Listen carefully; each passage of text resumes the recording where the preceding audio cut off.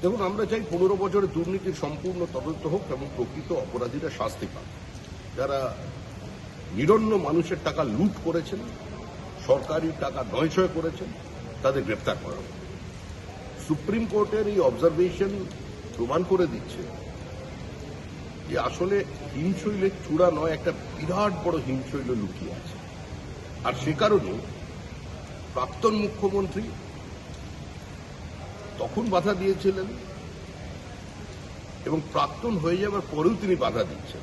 তার কারণ হচ্ছে হিমশৈলের পরিমাপটা এত বড় যে সেটা সামনে এলে হয়তো অনেকের চরম বিপদ নেমে আসবে।